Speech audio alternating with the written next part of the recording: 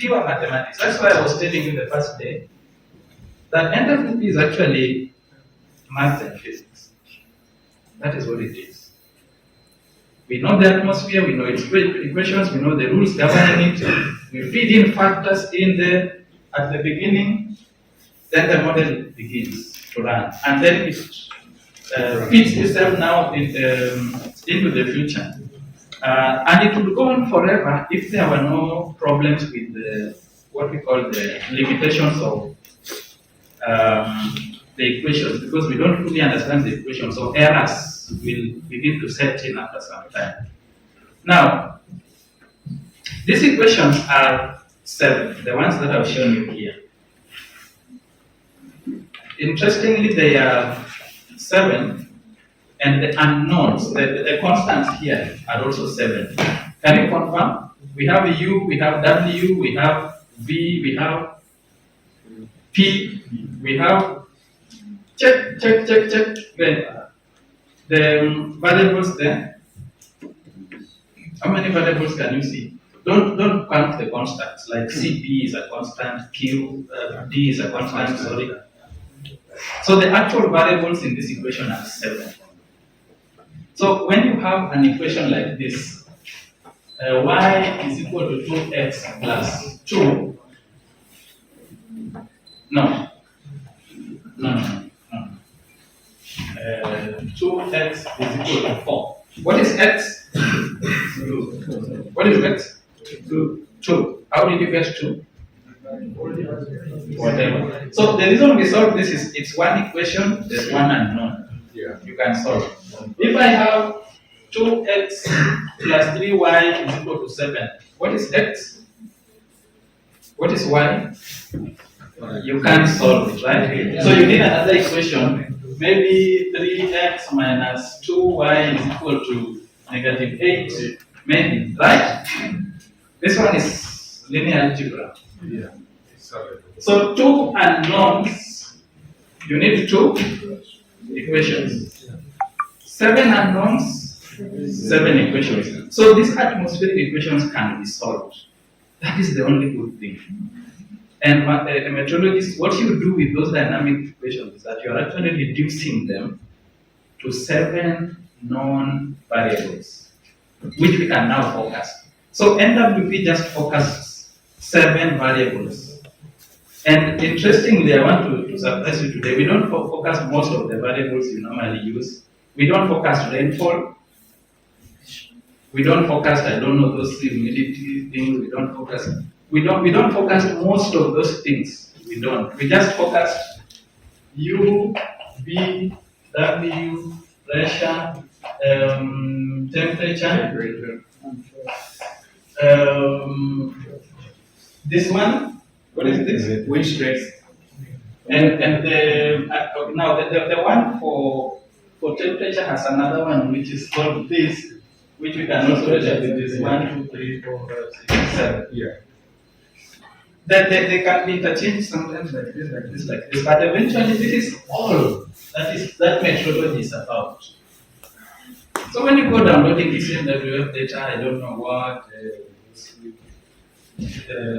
TRMM, those ones, some are observations, so let's leave out the observations. When you are dealing with modeled products, they have come out from here, just this 7.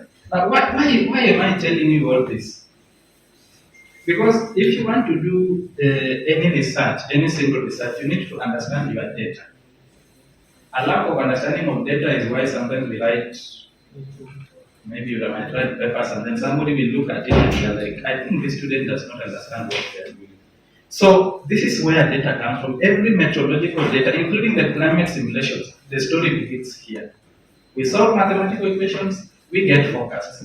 Now, the equations that are described, all of them, the atmospheric equations, the 7 of them, their solution is in this form. So here I've just written the standard form, but basically what it is, it's a forecast, comes from an initial state, plus something that we are going to solve using several methods, which is basically a mathematical component of NWP. So, this is how we do the solution. This is how we do the solution.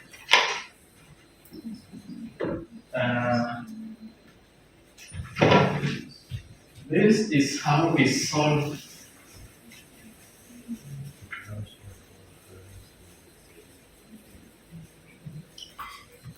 This is how we solve the problems. If I have the Earth like this, and I want to solve the equation du dt, we have said this thing is just the change in u with respect to change in time. And how to solve it? You take the integral of du dt. Now, this integral, if you get its solution, the true solution, from t is equal to 1 to t is equal to 10, the solution is like this. If you start moving from here, sorry, forget about the zone of thing I've drawn there. I'm starting from time 1, I'm going to time 10. So I make the first movement. So the solution of this is m. So if I make the first movement, where will I be? From 1, where will I go? 2. Why 2? Now that is an assumption. Between 1 and 2 there are other numbers. Which ones? 1.1, 1.1, 1.2, but even before 1.1 there are other numbers. 1.0, 1.0. So there is 1.00001, right? Yeah. Then after that 1.00002. And eventually what you get? 1.1. You get infinity solutions just between 0 and 1. Okay. Between 1 and 1.1, there are already infinite solutions. So when you actually solve an integral, what we call analytical solution, the true solution of an integral, you get infinity. And so you can't get a solution, you can't get an answer. Now let me translate this in mother tongue. I want to use mother tongue. I use a certain language in my country, which even my colleagues from Kenya cannot understand.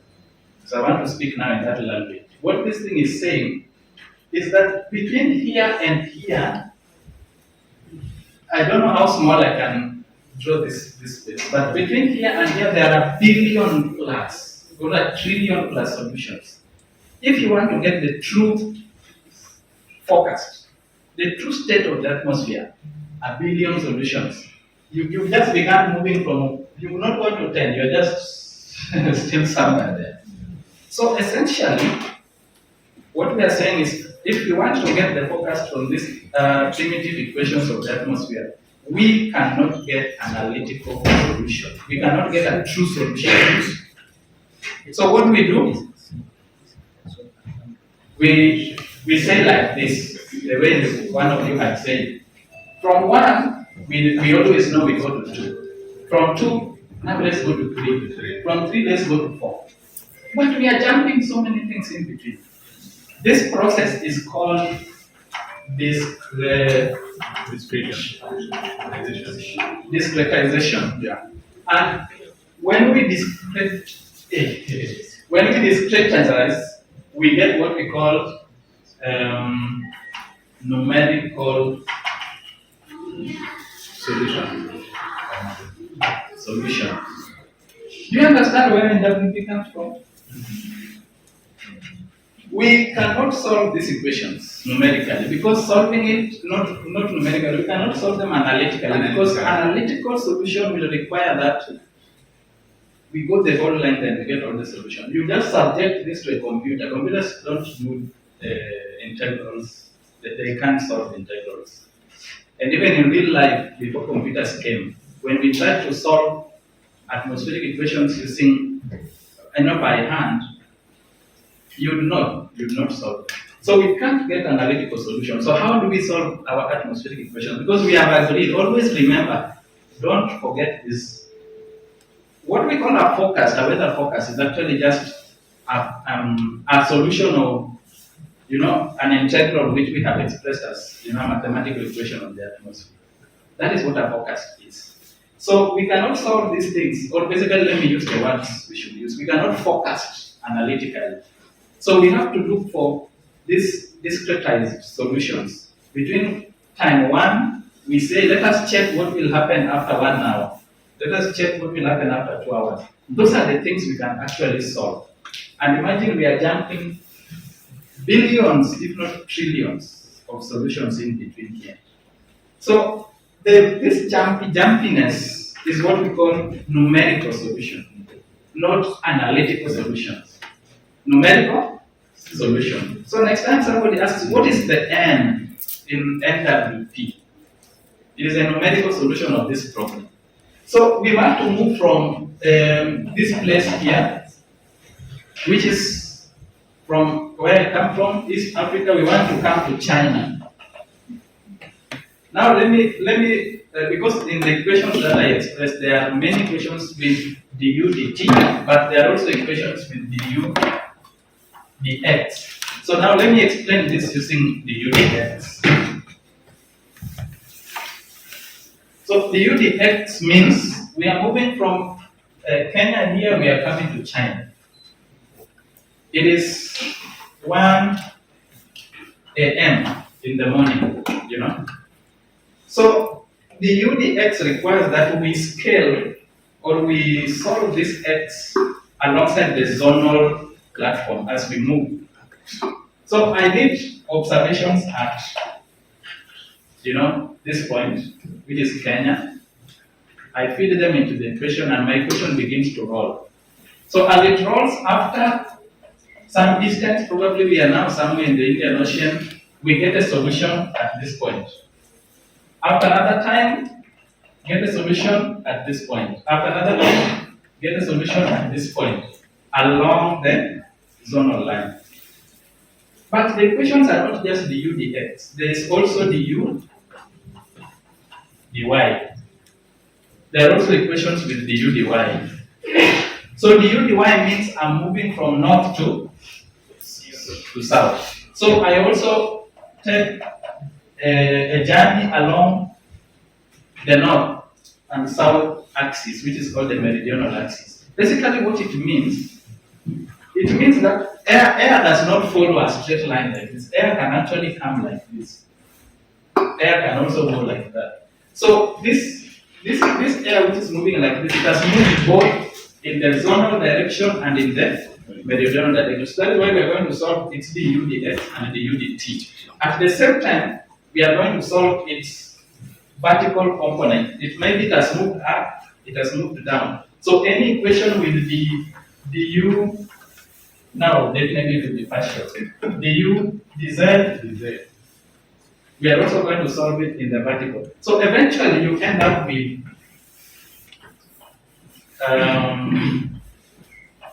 a cube of the atmosphere. Now somebody wants to convince me that now you want to deep physics, deep mathematics. If we want to understand NWP, we cannot jump this step, this one that I'm doing. This one we are not jumping. Because I realized it's the problem I always have with my colleagues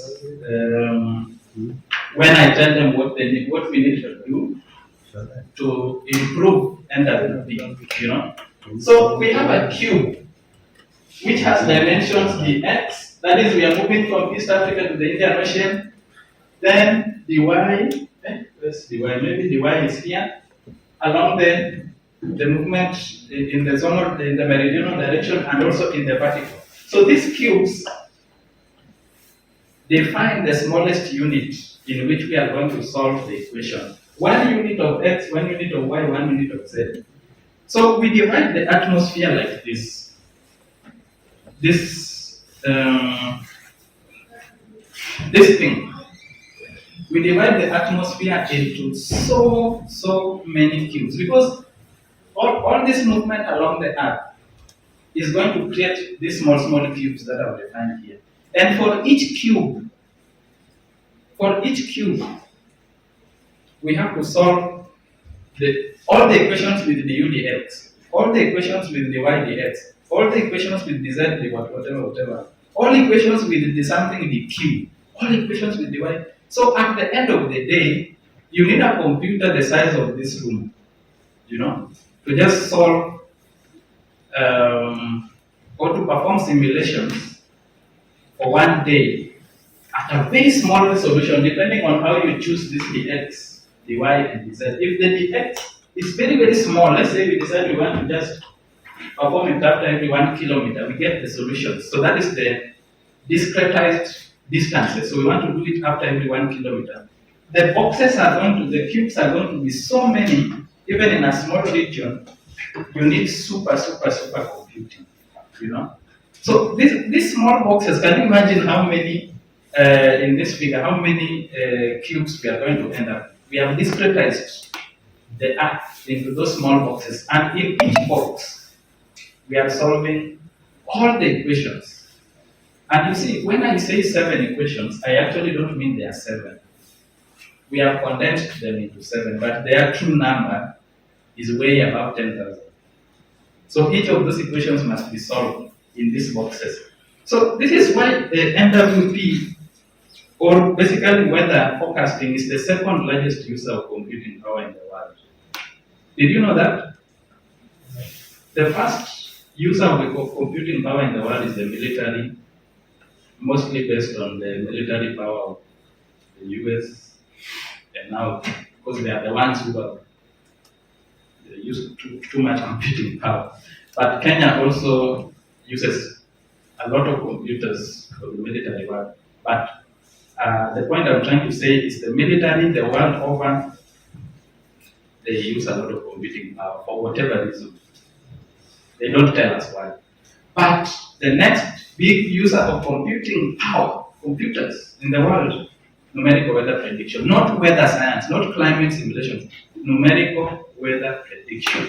So when you talk of those ECMWF forecasts, you talk of GFS, what they are actually doing, these boxes, they are solving thousands and thousands of equations for each box, for you to get that forecast within a very limited and short time. Okay, enough stories. Now let's go back to real modeling. So let me explain why the supercomputing is also necessary. We have said the solution to our problems are the solutions to our problems are in the form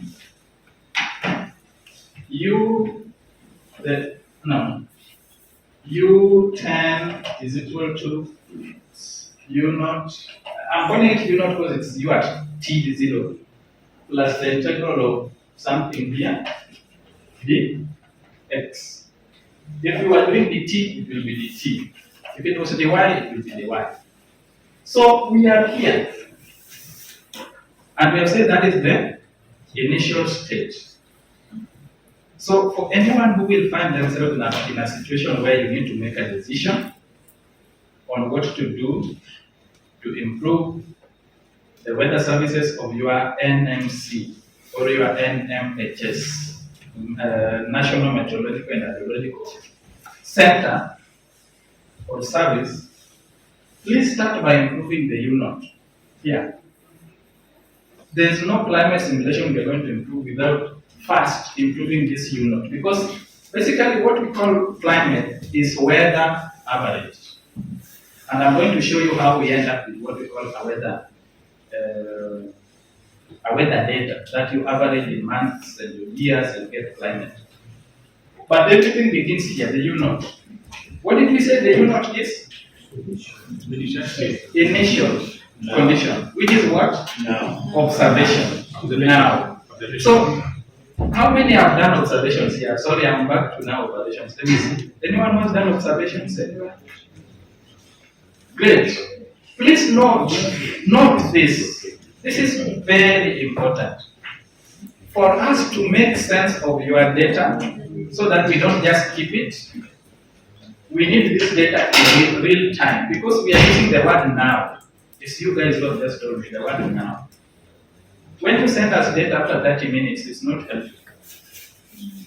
You want to send us data after 1 hour, it's not helpful. Now, if you don't send us now, and you see, the World Meteorological Organization has a system where if you send that data, immediately it goes to another transmission center and it's transmitted and it's global within 15 minutes. It should be available globally. 10 minutes. Nowadays it's 10 minutes. Yes. So anyone who is delaying data beyond 10 minutes, you are not helping the modeling community. So our weather forecast will not improve. You are the problem. You who has this data. Send us this data, and the data is coming from all these things. Which of these do you think is the most important? Which of these do you think? We have the soundings, the balloons, we have aircraft, we have the synop reports, the ship, we have the buoys here, we have these in situ platforms, we have the satellites. Which one do you think is the most important? The one I had more. All of them are important. All of them are in terms of percentage, which one do you think contributes much more? The buoys? Okay, 80% of the data we use in NWP comes from here. From where? Satellite. Satellite. 80%. Yeah. Because think of the area that is covered by satellites. How do you validate what you get from satellites? How do you validate the data you get from satellites? I was coming to that point. Okay. I was coming to that point. 80% of the data is from here. But before we can use the satellite data, there's a process called data assimilation, which we will talk about here. It involves also incorporating all this data, otherwise the satellite data is not useful. Now let me leave that aside. And now we get to what we call initial and boundary conditions, then we get to WSF. What are initial conditions? This thing here. This is what we call the initial condition. And initial conditions are actually boundary conditions. So what is a boundary? A boundary is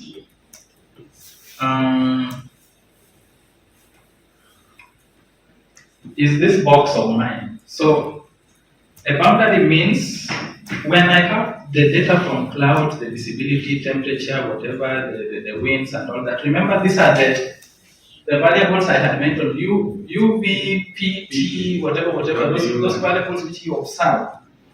And some of them are calculated to get others, derived. So I'm not talking of the derived, I'm talking of the real 7 variables. When we bring them into these cubes, which we have defined, the dx, dy, dz, we put them differently. So this one defines something we call grids. So we can put it at the corner here. We can put it at the corner here. We can put it at the corner here. So that as we solve the equation now, the equation is evolving inside the box. Maybe that part I will jump for now because it's a bit complex. But those data sets that we put at the corner here, the corner here, the corner here, those are the things we call boundary data sets. Basically, that's just a mathematical principle of how do we actually solve those equations. And that one is another field of study, so let's not get into that. So we need that initial condition, which is the first time observation, but we put it at the boundaries. So we call that one boundary condition. So this U-naught, the full name of U-naught is initial and boundary condition data. So we call them IBCs. Initial and boundary conditions data. Where do we get them? Now this one is also a very important explanation, something that is totally misunderstood by my colleagues. Not all of them, many of them. When people go picking data from ECMWF, GFS, for example, even now if I ask you, go to ECMWF and check the weather forecast for today, what you will be seeing there will be a model output from ECMWF. But that model output in NWP, when we bring it now to, like now, when we will be using it in this class, it is not a forecast. It is an initial and boundary conditions data. Now, I am going to explain that soon. But before we get to that, let me warn you. When you pick these data sets, please appreciate what those people have done. Understand what they have done before you use the data. So, I want to explain, for example, what ECMWF does and what we are going to do in this class and the difference. So, ECMWF, in full, what is it? Center for Medium wave forecasts. You don't mean Center for Medium Wave Forecasts, right? I know in China China has so many models, but the one that I know is called CMA. There are different versions. So the one I've interacted with in my lab is called CMA-VJ. It's also a global model, but part of it is regional model. Then we have another one in France. It's called apt. French people, can you help me read this? Okay, whatever it is. Nixon and team, it's the one you use in Synergy, the MTG system. The MTG system that is used for numerical forecasts in NMHSS. apt-get, this is for France. The one from the US is called the GFS. But they have several. There's another one called NMMM. How many MMM? NMM. 2M. This one is for the military. This one mostly for the public. And there are many others. The UK has the unified model, the UM. What are these things? What are they? Most students, what you are familiar with, you normally pick the era 5 data from ECMWF. That is the one you are familiar with. It's not even a product of NWP. It's actually a post-processed product, but we begin from NWP. So data simulation, when we get there, we will understand how we arrive at the era 5. But let me talk of ECMWF. Okay, these guys, what they do. Once we share this data, the data from this country, that country, this observation, that observation, we share all this data in real time. Real time. These are the guys, with money, money. This is money now. Money to buy a computer, supercomputers that fail, Reading Academy and several complexes. Take a walk one day and go and see how they do the forecasts over there. So there are complexes of supercomputers that pick all this data in real time, and you can imagine how much data it is. They pick it in real time, they solve these equations for the whole app. So they are actually the guys who do this, who deal with this figure, the literal figure that I've drawn here.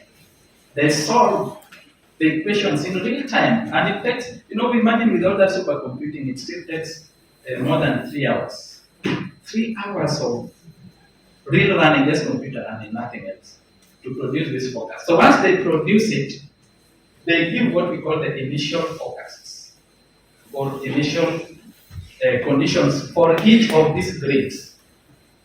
So when we talk about model resolution, we are just basically saying how small, how have they compacted the atmosphere. So for example, I'm quite familiar with this because this is the one that I use operationally, and for research I use this one and the ones from ECMWF. For now we are at 0.25 degree resolution. How many kilometers are those? 0.25 degree resolution. People, this is now real science. 0.25 degrees resolution on the real Earth. 1 degree is how many kilometers? On the ground, 110. 110. So 1 degree is usually 110 kilometers. So when you pick data at 0.25 degree resolution, even the ones you use for NR5 and all that, they are usually given as resolutions. How many kilometers are those?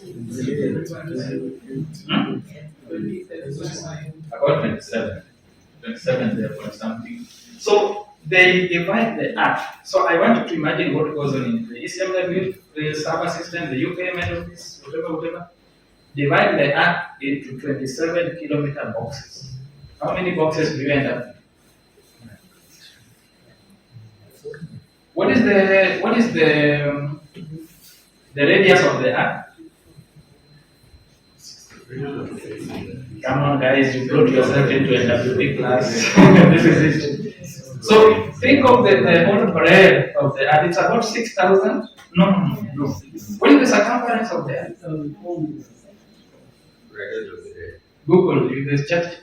What is the circumference of the Earth? And then you divide it by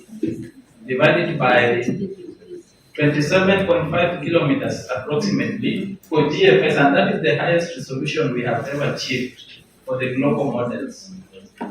How many grids? Just this is the one. Now that number, once you get it, you just shout the answer. So imagine that number. Divide the Earth into, and that is just along the horizontal line. Then also along the north-south, and then vertically. For most models, they use the pressure levels, which I'm going to show you now. They use pressure levels. Usually for ECMWF, they use, for GFS, they use 42 levels up.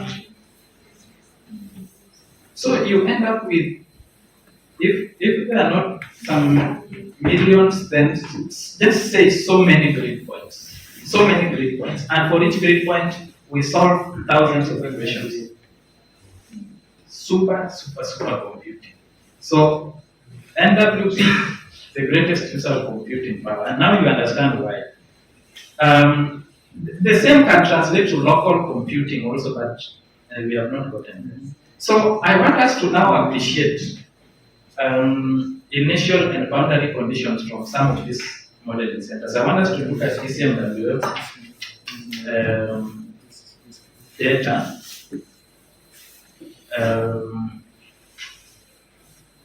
I want us to look at ECMWF data. So in the folder that I gave you yesterday, the other day, the IMSA 01, there's a folder written NWP. Can you go inside there?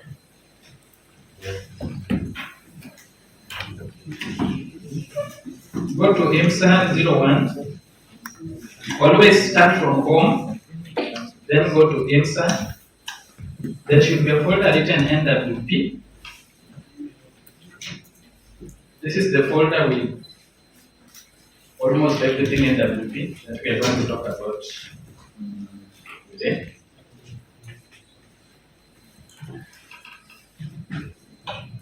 So if we enter NWP, there's this part, this folder written data.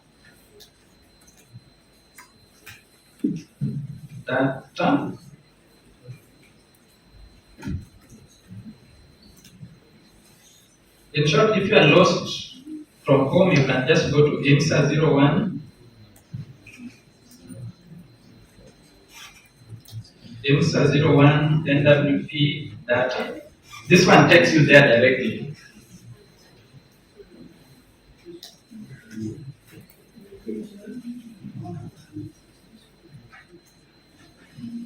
And if you LS, you should be able to see some files there written GFS, written Word, the buffer, please, the buffer. For those, no, not yet.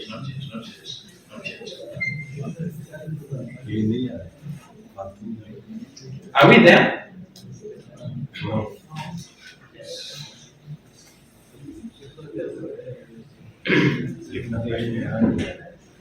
This is the path.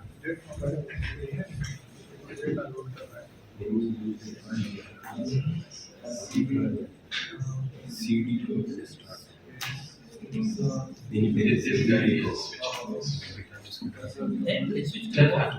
What is the password? Wi-Fi password, please? Just Wi-Fi password?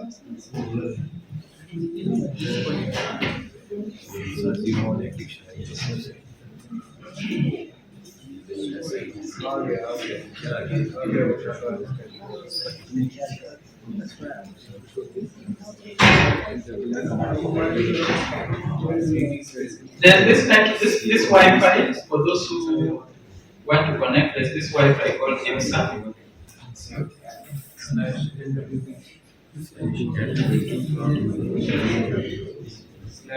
And the password is 123456789. 1 to 9. The Wi-Fi IMSA. Now disconnect. Yeah, disconnect yours. And also connect to this one, IMSA. I did that, but yeah, I'm disconnected from your computer now. This one what? Eh? I'm disconnected on your computer. No. Wait. Okay, so everyone is here. The connection to Wi-Fi is not urgent. It's not what we are doing now. So what we are doing now, we are going to this data folder. Okay, so ls. Wait.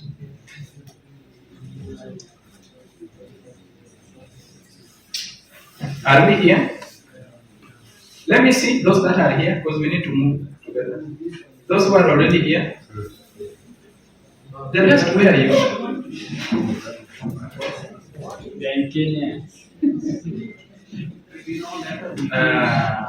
CD, just changing directory. Now, note that your directories are not the same as mine already. So you should know where your IMSA 01 is. You should know where. But I think for this one, the path is pretty the same for everyone. It's IMSA, NWP data, like that.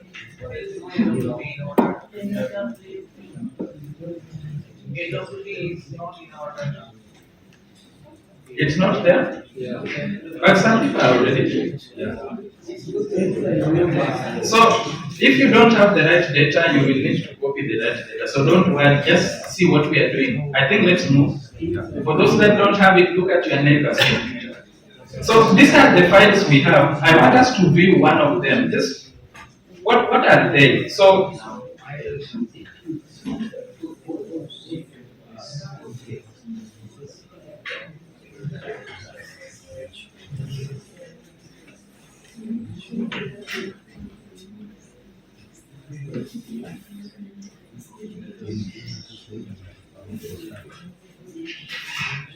I think there's another data which I want to change here.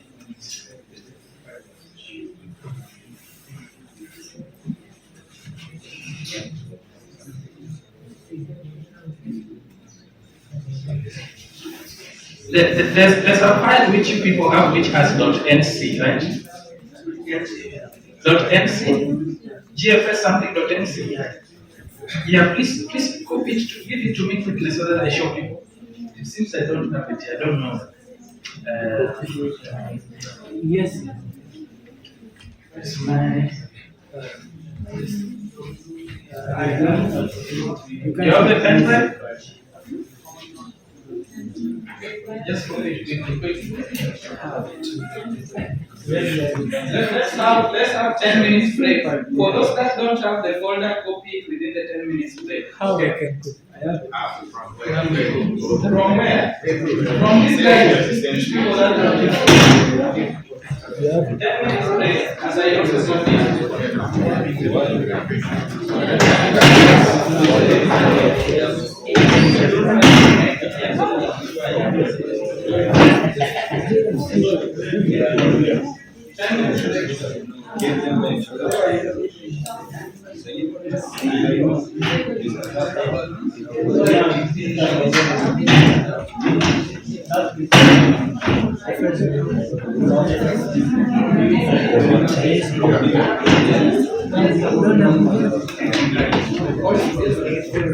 You have the NWP. Where did you get it from?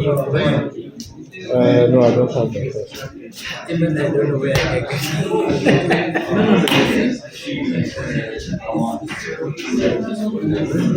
Yes, you gave us that data. When? The last class. You download the last. No. You all download the same.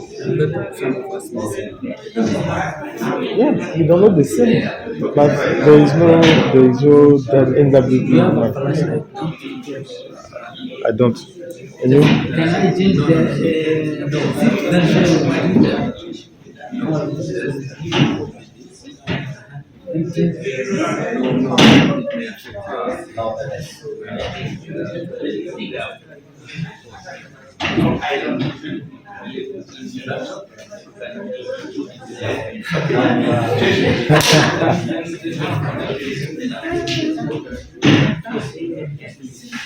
Do I have flash?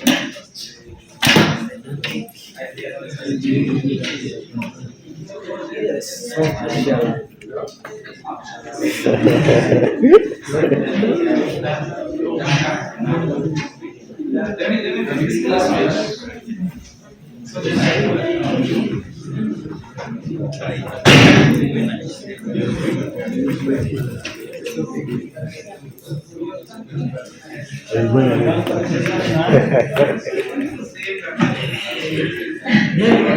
Everywhere you can put Where is yours?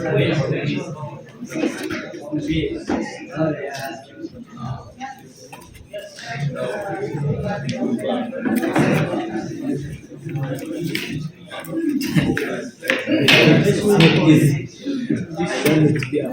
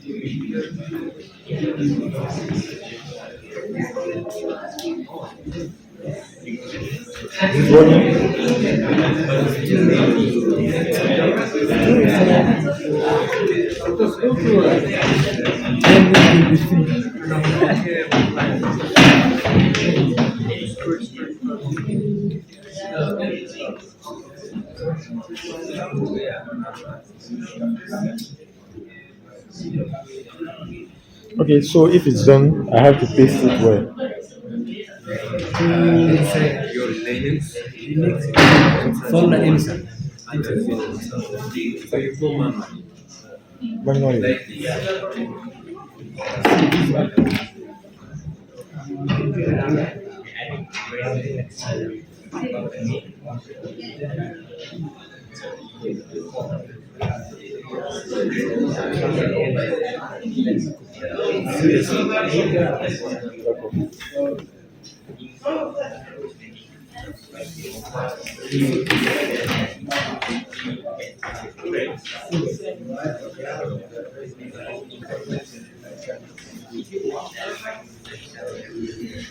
So once it finishes,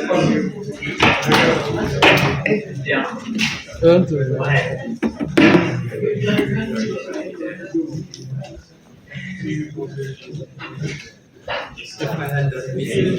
you have that? I don't know. Go.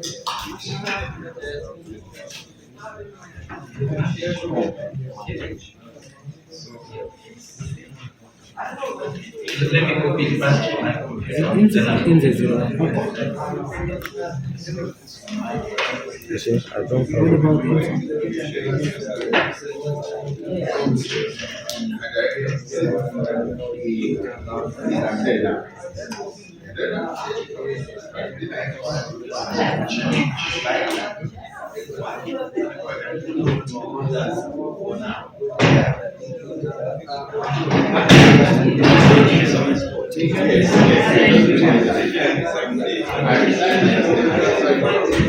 You already have.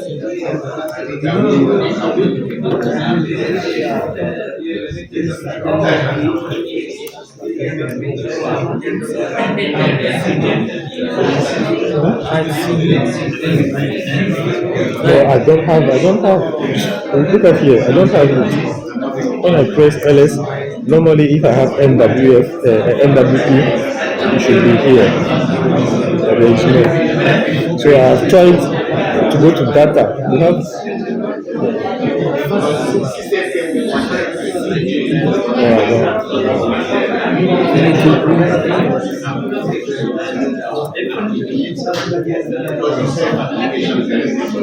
It's not the same data, so I don't know.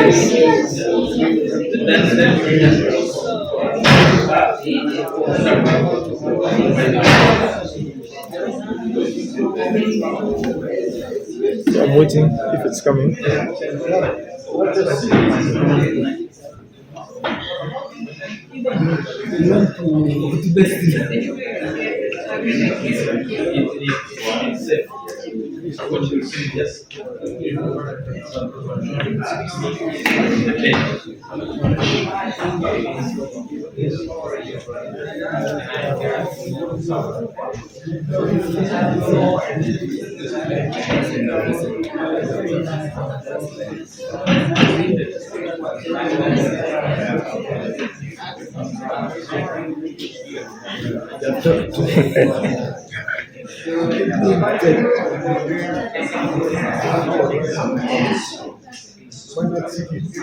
Huh? Yeah, let me take my bucket.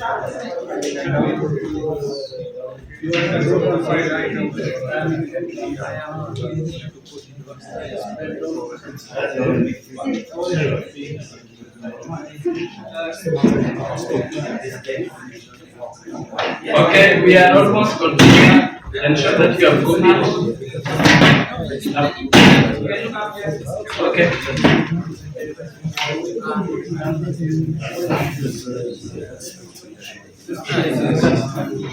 No. You have the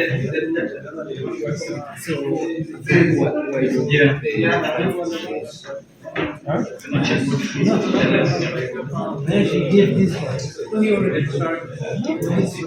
Hey, where's the flash? Where's your flash? What? Where's your flash? This thing.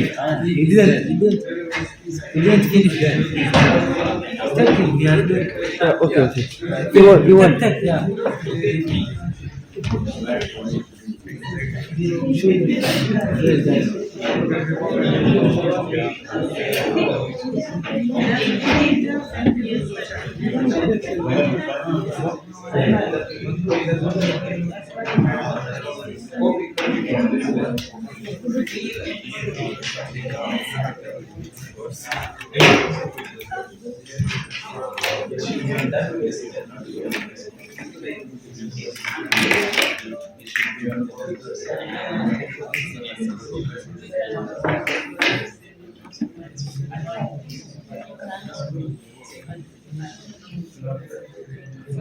Where's that?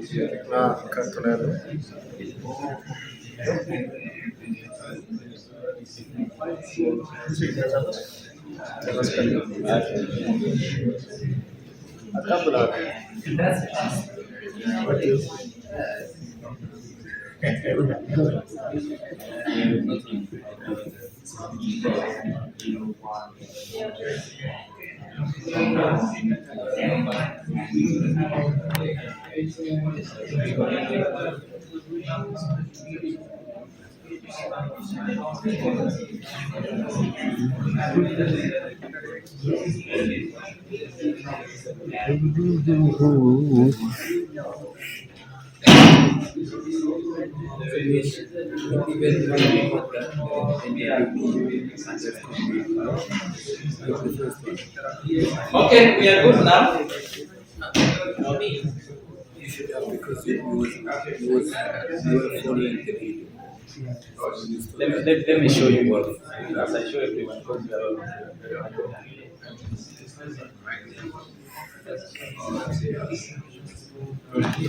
good to go, good to go. Okay, we are good to go. If you are not good to go, this is the time to love your neighbor and be friends, you know. So, I want to start. And I don't want to leave anyone behind.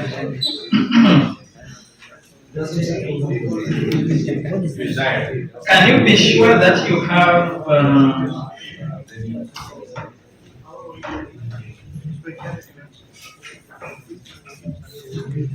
be sure that you have this GFS EA China F00.NC. Let me see those that have it. Please raise your hand if you have this GFS EA China F00.NC NC file. Now, if you don't have it, please go close to one of these people, because if we wait until all of us are copied, we won't advance today. So I will recommend that people can even rearrange. You can sit. Let me see those who have it, so that we know what to do. Raise your hand again. Guys, please. Can you raise your hand if you have the file? Because I want to redistribute us. Is there a desk that does not have? If you don't have, call somebody to come to your desk, go somewhere else, so that we move together.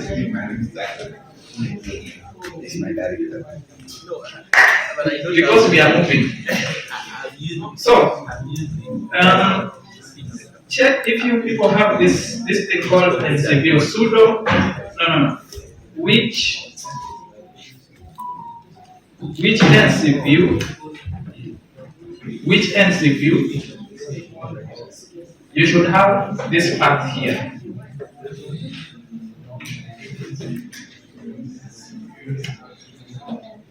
Which ncview? You should have a path user something. If you don't have it, it means the ncview is not installed.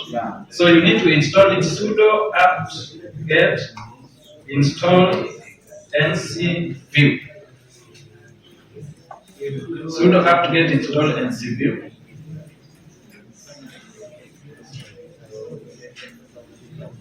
Enter, put your password. It will continue installing. Installation is something you have done.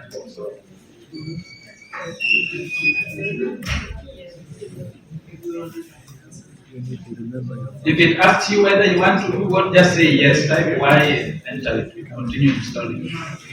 Quick. Is it installing? Yes. Okay. It's finished. Do you know how to open another terminal on the FreeSL? So that you have two terminals.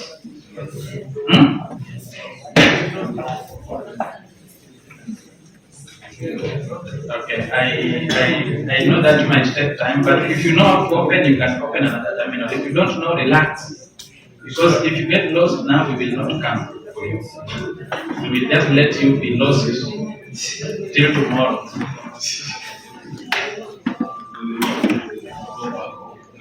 So if you are lost, you go back home. I said this command is only for those who did not have the WSL installed. Not that who did not have ncview installed. If you already had it, no problem. Okay. We are going one step ahead. Is it finished? Yes or no? Yes. To know if it's there, always ask which ncview, check if the path exists. I want to believe everyone is attached to a computer that has the things we are talking about, at least so that you can see, even if you don't do it yourself. Okay, so I want us to see the data itself. The data itself. So we are going to look at the this data here, the one I'm calling GFS East Africa, China, is a boundary data that I downloaded, I think, on Tuesday or Monday, maybe, which is an initial conditions data produced by the GFS model. In the process that I've explained here, after that process, they generate this data, and then we now have to pick it for our local modeling. And I will explain what local modeling means. But for now, this is the data we are going to use as our initial conditions data. So let's look at it by the command ncview -h.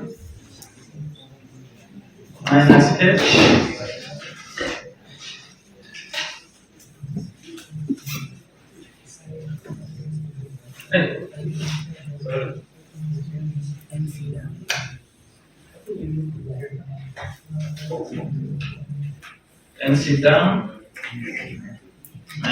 then there is a file GFS f underscore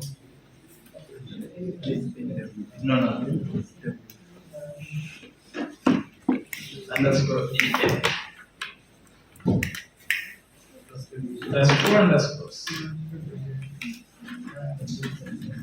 It has a funny name. It has two underscores here. So note that here there are two underscores. That was my problem when I was trying to rename it.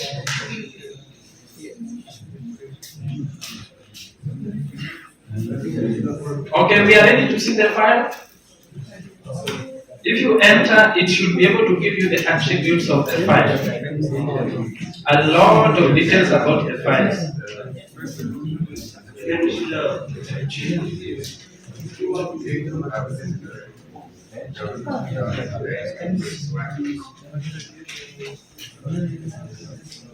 That's the command. Please get used to what we call the tab. The tab will help you to fill in the names of files.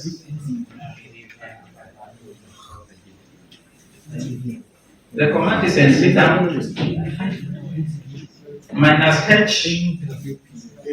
then the name of the file.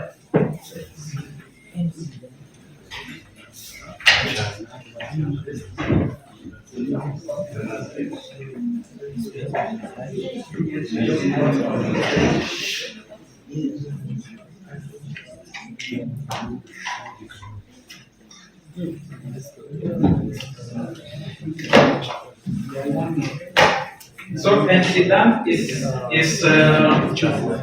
an NCView tool for checking an NCView file.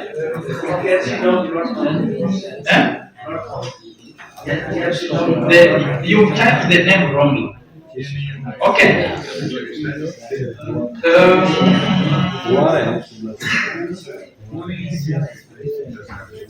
Guys, I had explained that this file has a different. It is GFS 2 underscore. So note if you put 1 underscore, it will not open. That was my mistake. I'm the one who, instead of putting 1 underscore, I put 2 here. So if a file is not found, it means the name is wrong. That's what it means. So write the name the right way.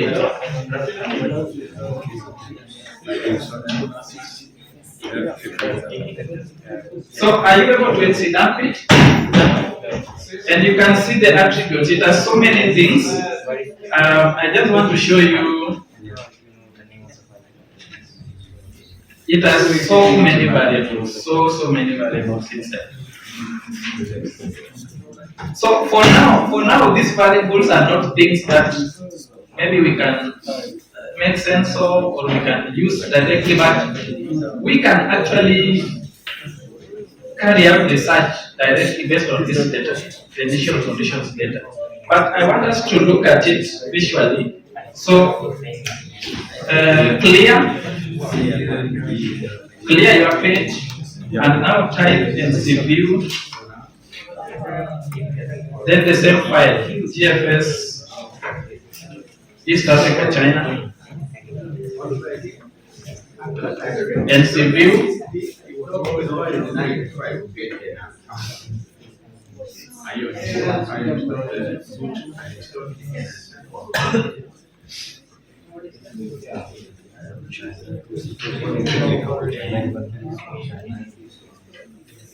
so if you enter this ncview, it should open something like this. Did it open? You can maximize it.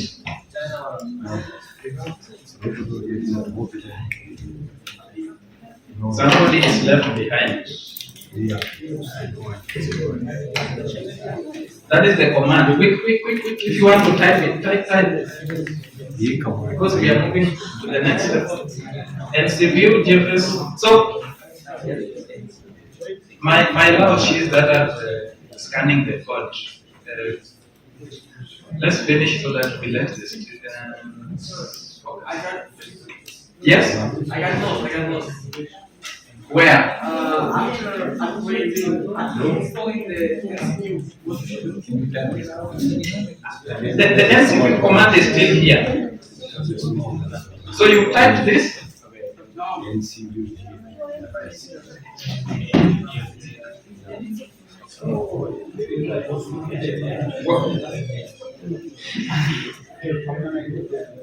What is that?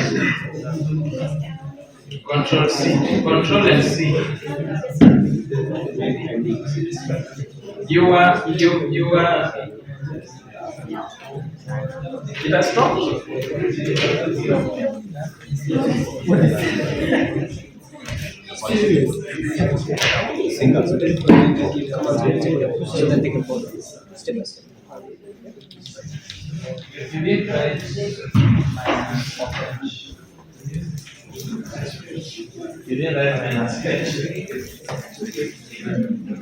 So maybe let me expand this so that you can see. We have finished the NCDAM part. The NCDAM part was just for seeing the attributes of the file itself, the attributes of the file. Now we are on the view. We want to use graphical user interface to see the file. So ncview, it should open something like this. Can you see? No. Has it opened something like this?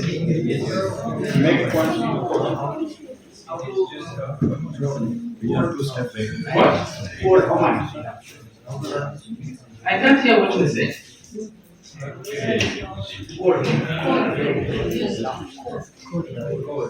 command. The first command. Yeah. Somebody has said it fast. Yeah. Okay, so it is ncview, that's the file. That is the syntax. So the file we are opening is the one, the GFS something. Okay? The command is ncview, the one we just installed. Alright, so let me maximize this page.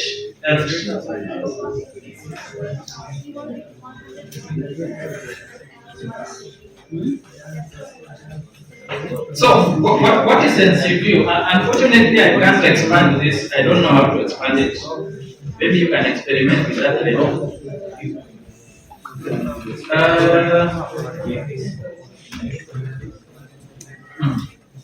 Okay, now this form and the QR code. Are we done, Lashes?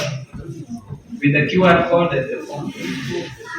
I don't want you to be too distracted, so scan the code, go back to class. Wait for it to come to you. This friend of mine. Just relax, they will come to you and you'll scan the code. Because if you miss this one now that we have lost, So ncview is a graphical user interface, we call it a GUI, for just seeing the files. And look here, the GUI has this part written 2D bars, which are variables. So there are those variables that are two-dimensional. I don't know if we have other variables that are 3D.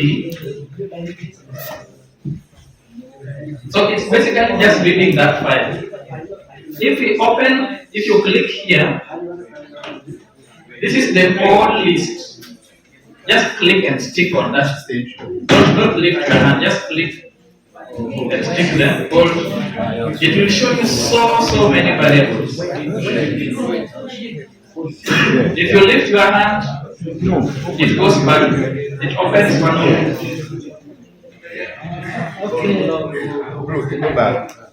Go back. Can you see the variables? Yes. Huh? Yes, sir. You are lost. Okay, let me finish with those that are already here. So just look at the variables, choose one. Maybe let's choose, I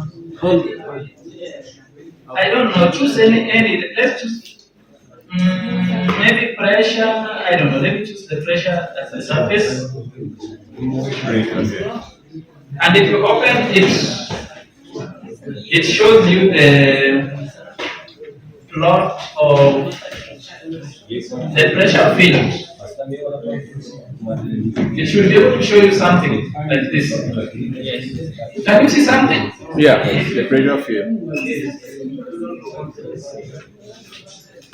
So the data, not here, the data that I downloaded was just for some part of East Africa and up to Asia, China. But the GFS is a global model, so it has these variables across the globe.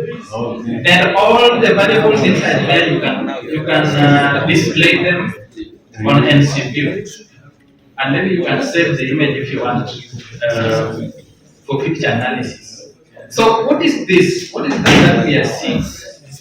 This is the initial observation field that we get from the global models after you have sent those data sets which are observed from the synoptic station, from the I don't know what, from the shipping, the ships, the aircraft, the radio songs, merged together in a process called data simulation. We end up with this field, which we can now use to start our model, to what we call the force the model, or to initialize the model. So is there someone who has not been able to see this image? I come to you.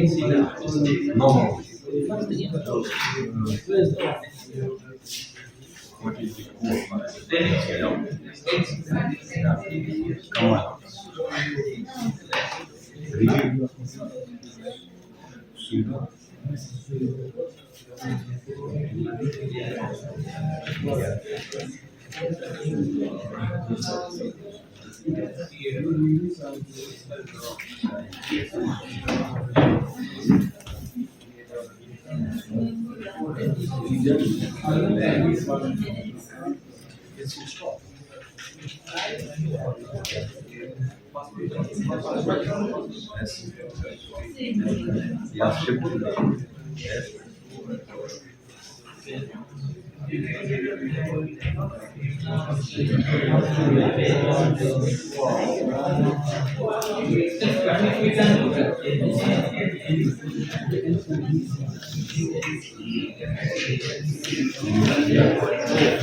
one is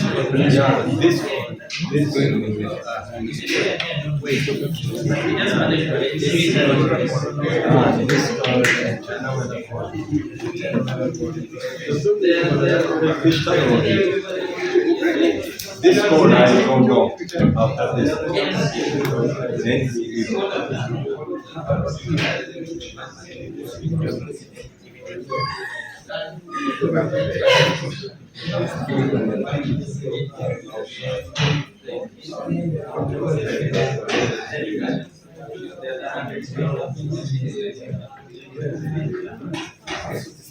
No, just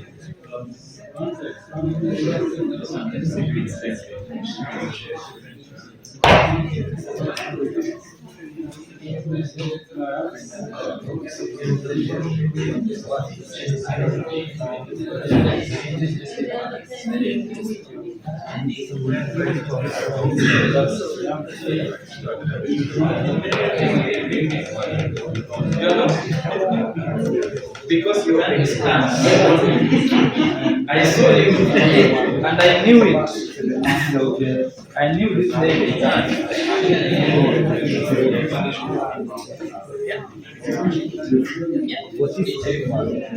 but I don't know why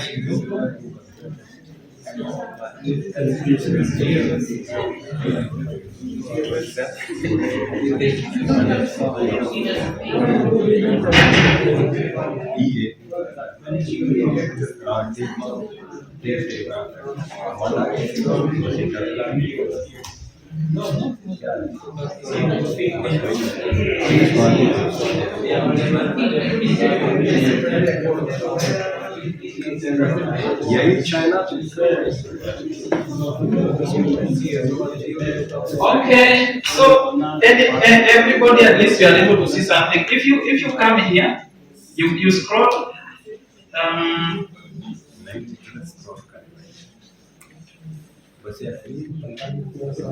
Wait.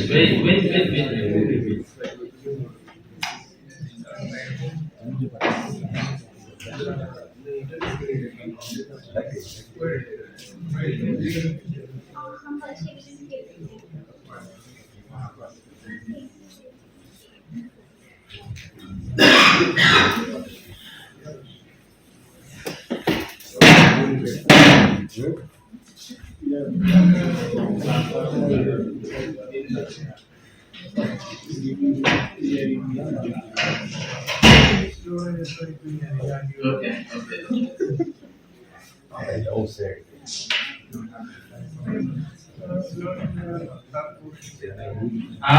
Okay. I've realized why it's not moving. This file is just for one time step. It's just for one time step, so it cannot move. I was trying to move it, but I remember the file is from 000 at 00. So you can view as many. You can see how many variables are inside there. You can view as many as possible. And now what we do when we do modeling, when we pick this data as initial state and we do our modeling, the one way of knowing if your model has improved is to compare this initial state against what you have modeled, which is a subject for investigation another time. Okay, so let me just move one more step, and you can Control C, or you can just close that page. You can go and look at other variables later.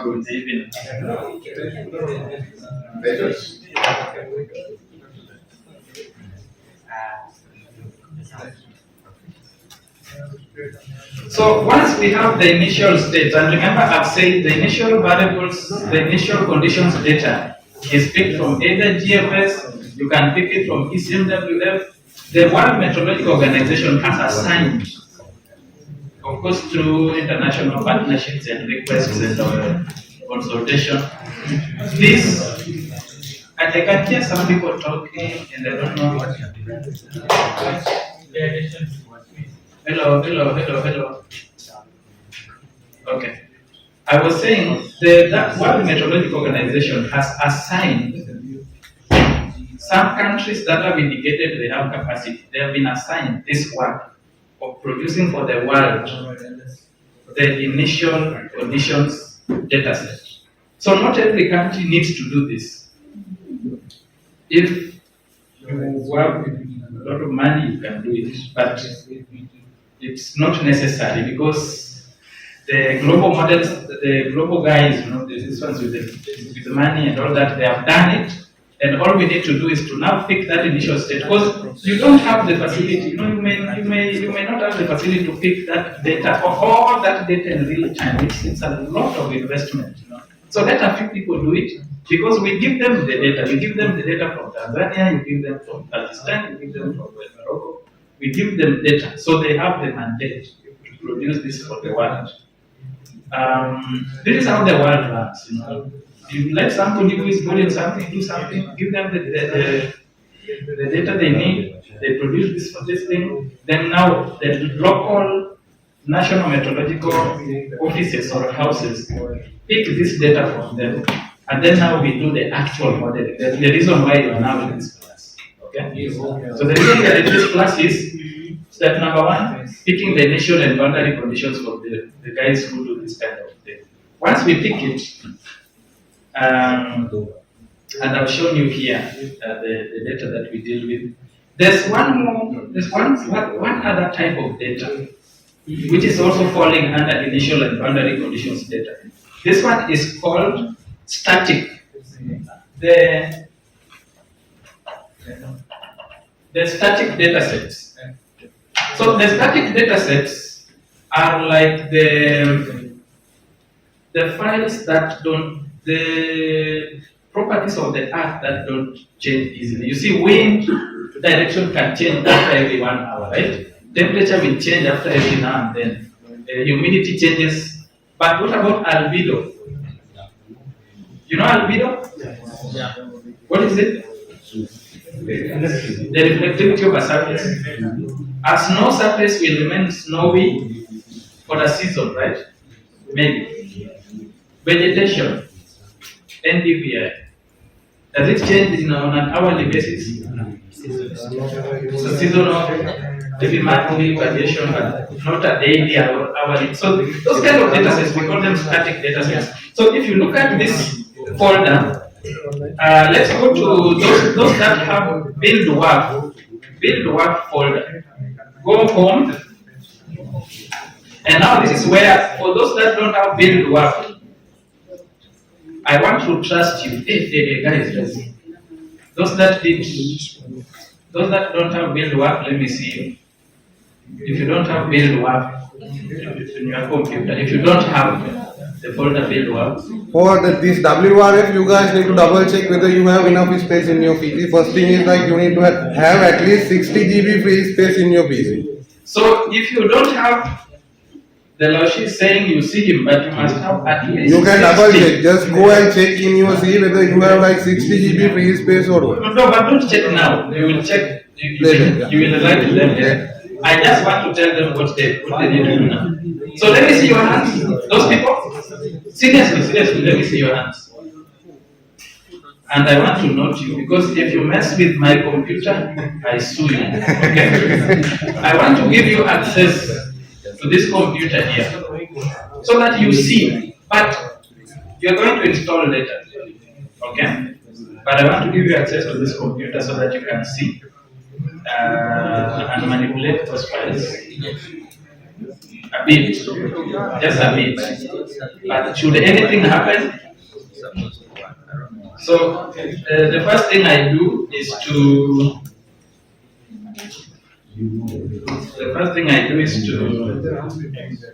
deny you access to all other folders. Let me see. What is very critical here that cannot be coupled with cannot be coupled with is everything.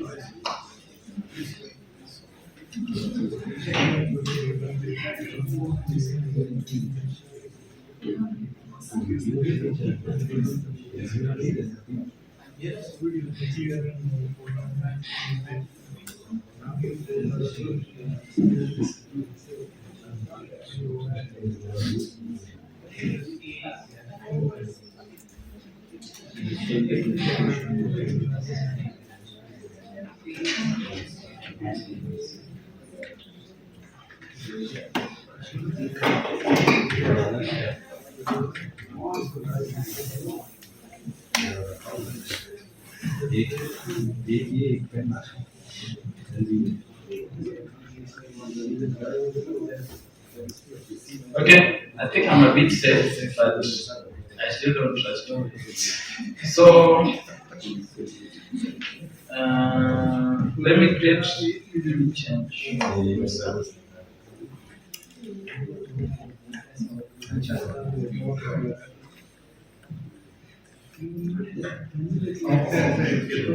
Even yours as well. Let me add you. Okay.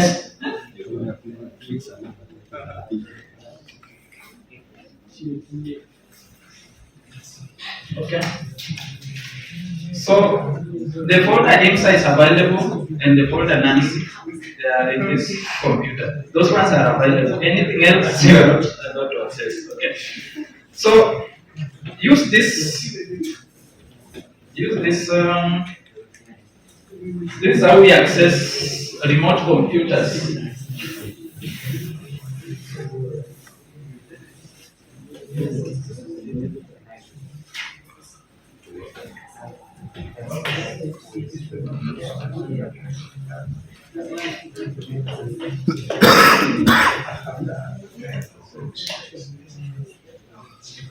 So write this SSH minus X NWP at these figures here 192 168 dot 0 dot what 191.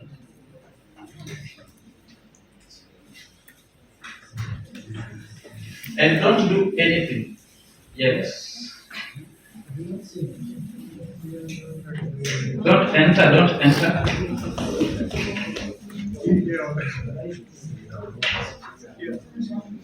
No, not inside.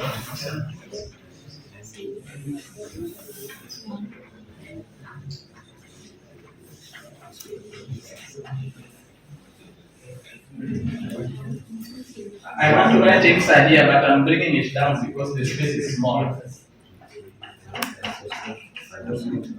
IMSA 01. So type the whole command. For Nancy, it is instead of IMSA 01, it's Nancy for you. Instead of IMSA 01, it's your side. Okay. Quickly.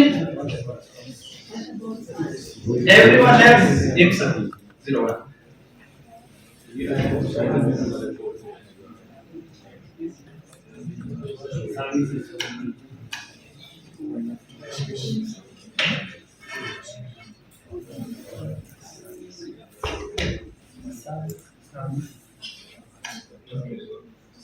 Okay, I think you can access yours.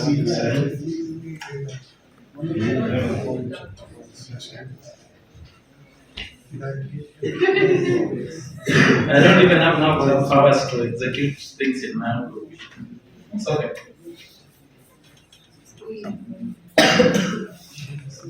What? You are lost?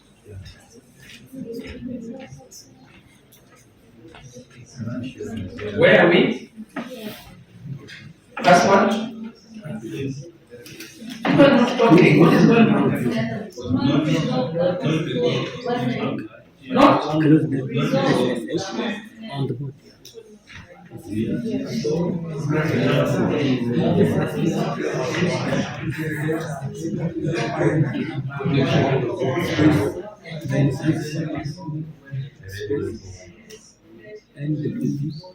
Yeah, that's the right source number 192.168.0.191.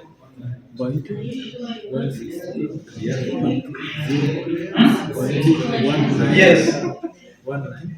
No, people, the only problem can be you type something wrong. Be keen. What is closed? What is able to do? Let me do it here. If it works here, it can work for everybody. Now you see you will not finish even. Hey guys, there's no space here. There's no space anywhere. There's only space here and here. But you know this. There's no space anywhere. There's only space here and here. Nowhere else. My password. I'm waiting for people to get to the password. Sorry. Data. It is one. For this one, you guys need to connect to the IMSA network. The router, otherwise you cannot access it. Check whether you are in the NUIST or IMSA. Okay. If you are not connected to the IMSA, this Wi-Fi you cannot connect to. Check your Wi-Fi connection first. The Wi-Fi must be the same IMSA. I think we had said this much earlier. That we should connect. What's the password? The password is model underscore 2020.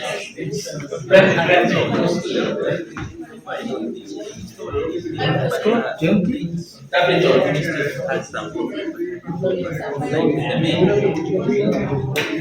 These people, why are you making me fear you?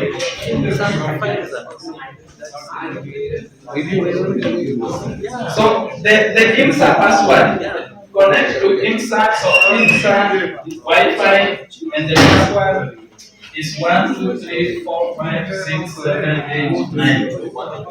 This router here. If you are not connected to the router, you cannot connect to my computer.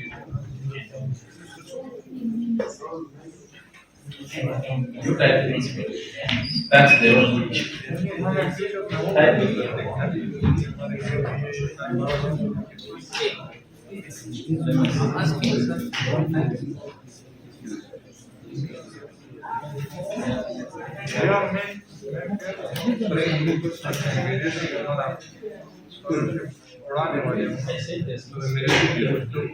There's no space anywhere.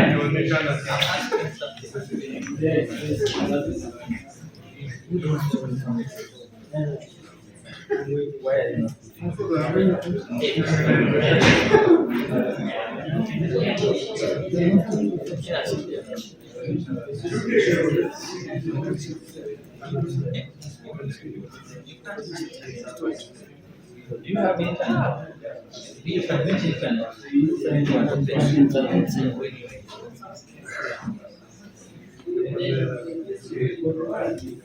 Now you see. Laushi, can you give me a chance to whip some people?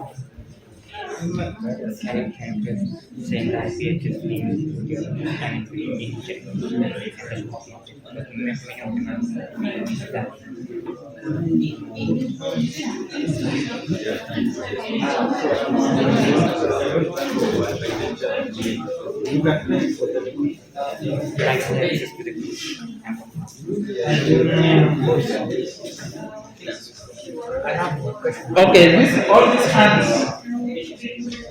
all these hands, number one, connect to the Wi-Fi. Is it connected to the Wi-Fi? IMSA 5G. Both are okay. IMSA, both. No, it has to be one. Which one? 5G and 2.4. Okay. You have to connect to this Wi-Fi. If you are not, then don't use it. And number two, what is the other problem? What is the other problem? If you are not on the IMSA password, no need to come to you. You have not done the first step. What is the problem? Say the host name. This one, I'm saying this is SSH space minus x lowercase. X lowercase space. Then there's no space in any other thing here up to the end. To make it easy, let us end here. Let us just end here. then we see for the start. Let us end here. And the password is here. Model underscore 2020. So I want to make the problem.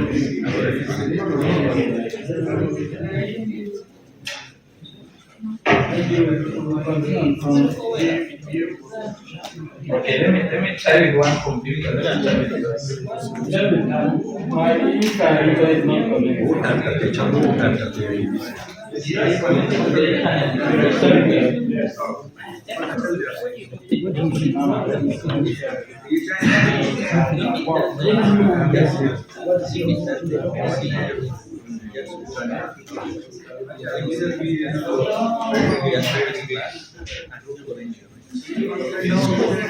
We also many students trying to connect sometimes, so the problems will be many.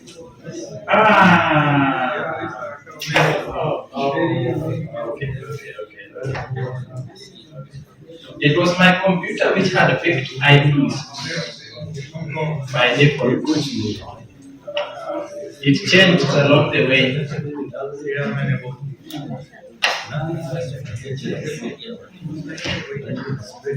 Okay, now try.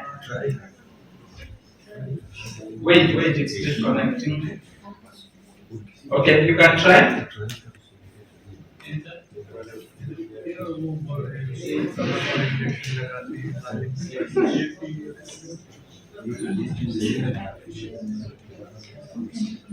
Not connecting.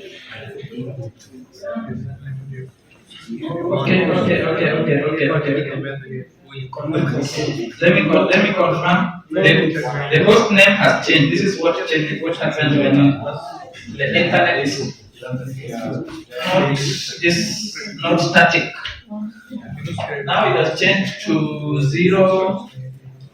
185. Okay, try.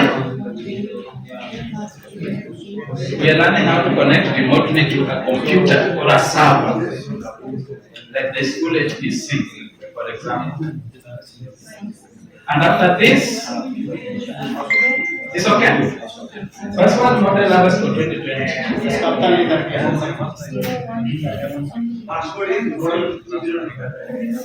Model hours for 2020.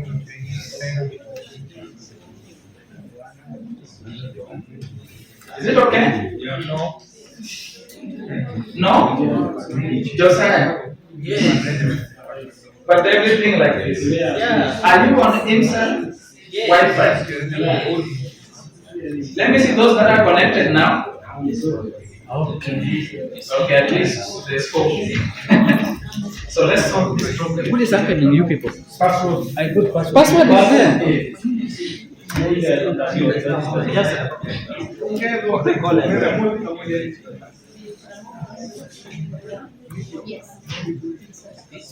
Just read it.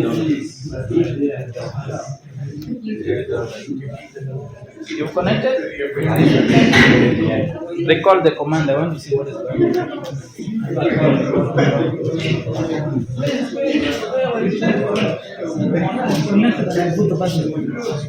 Okay. Are you on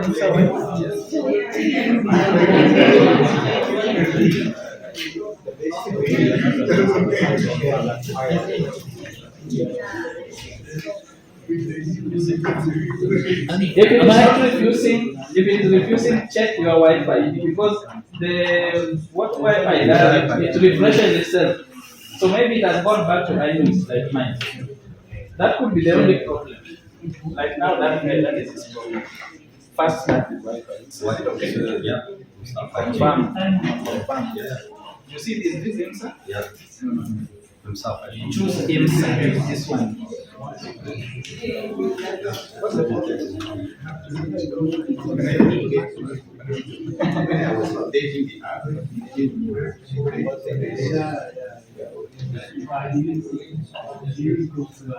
So first double check whether you guys are in either IMSA or IMSA 5. Both are 5. First you have to check whether you are in this network. If you are in this network, then use this SSH command and at the end you have to put this sudo.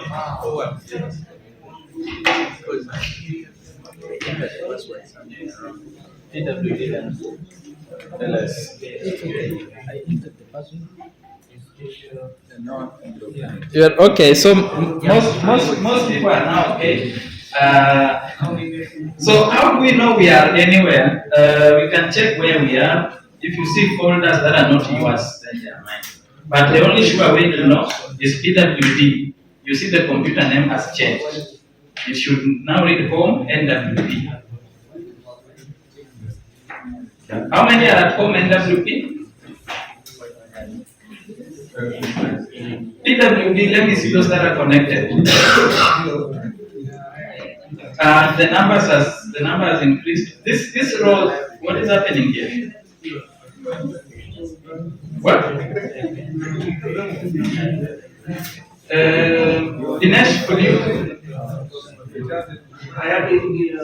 Because I want to just show one thing, then we go. You know, time is. When you guys are connecting into the remote PC, that means after 185, they will ask for a password. For that password, type model-2020.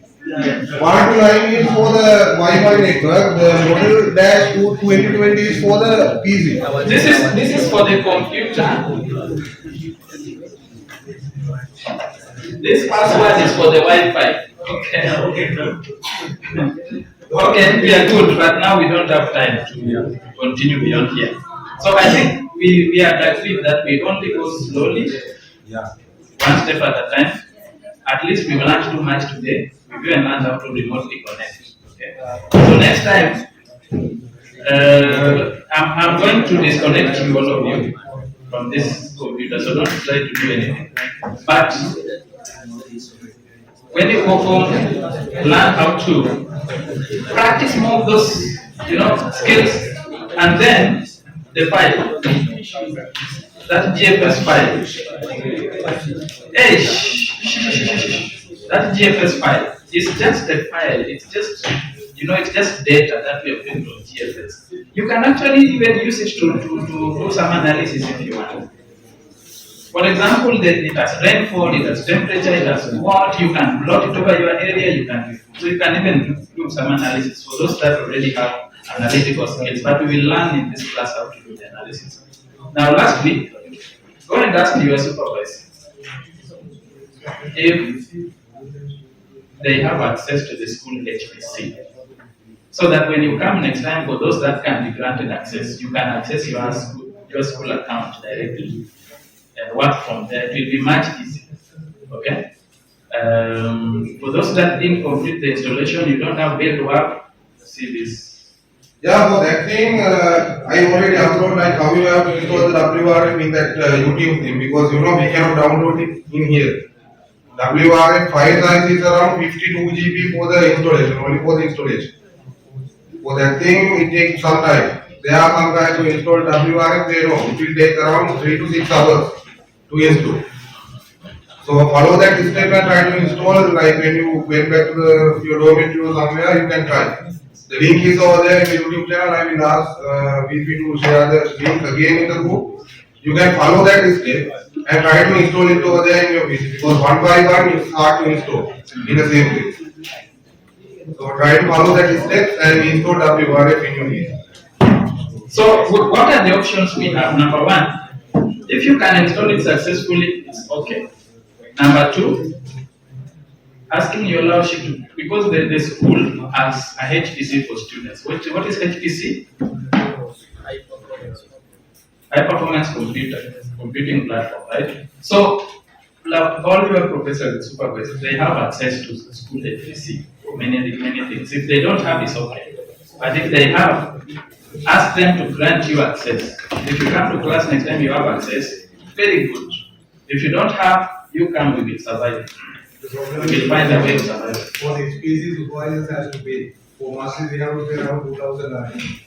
For what? For the HPC access, they have to pay around 2,000. Yeah, that's why I'm saying, go and ask your Laushia. Of course, it's paid, so maybe your Laushia has paid for the students.